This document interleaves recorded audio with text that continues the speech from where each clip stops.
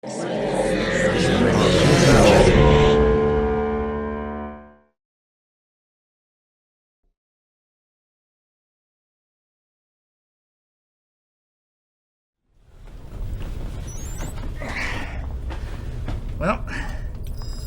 what do you think, robot?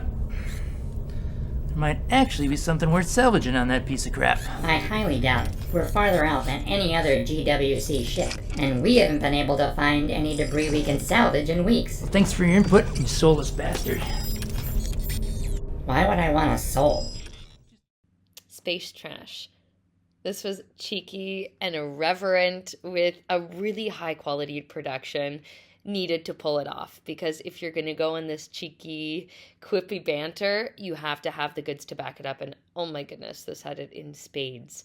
Excellent quips, strong pacing, loved the tennis-like banter back and forth between our lead and the robot, and a really unique concept that was absolutely sold by the performances and the intense action and tension needed to sell this. So we got a full story arc with a lovely kind of cheeky resolution, and I was absolutely sold. I can see this being a full kind of web series or a feature length.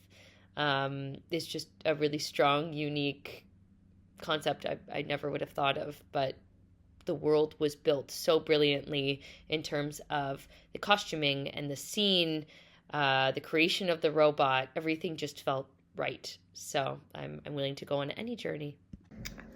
Space trash. I thought this was really fun. I love the kind of idea of like a robot sidekick that it's, set in the future. And these guys are scavengers of some kind, trashmen, I suppose you could stretch and call it, but they seem to be doing, or, more interested in scavenging than anything else. And that it's just like this little two-man operation. I loved the banter between him and the robot, his little robot sidekick, that he seemingly built, according to the robot. And that this kind of idea of like it's just the two of them out there. And then of course you have the pirates, or the stowaways that come and cause all kinds of havoc and all kinds of trouble. And just the kind of like almost Western feel that it has in space, because it's kind of lawless, and it's just kind of like survival of the fittest at that point, and there are no rules. There is no law. It is what it is. You have to do whatever you have to do to get yourself through whatever situation you find yourself in.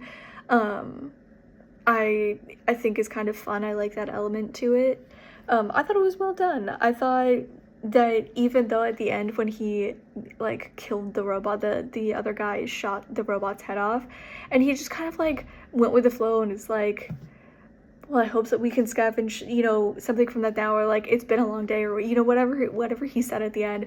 You just felt how much he was just like had to accept and adapt. Like that's what his life had led him to, of just accepting whatever the situation is and learning to adapt and pivot, with how easily he took his only his only sidekick, his the only kind of companion that he had, his head being blown off. He just rolled with that so easily. I thought that was such a great thing to end it on. I really, really enjoyed it.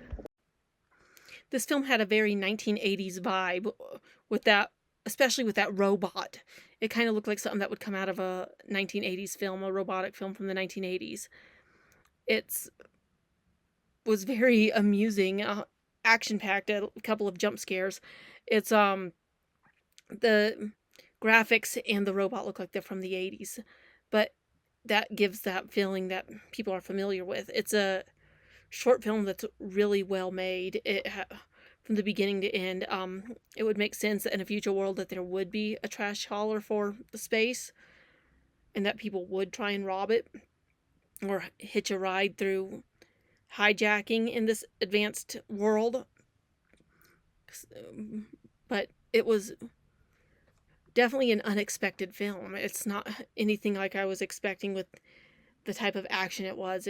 At first you think it's just going to be a boring job, like him talking with his robot as they collect trash in space, and then the three very distinct characters that come in through the trash hauler are definitely interesting and raise questions, but it's something that seems like to him it's just all in a day's work.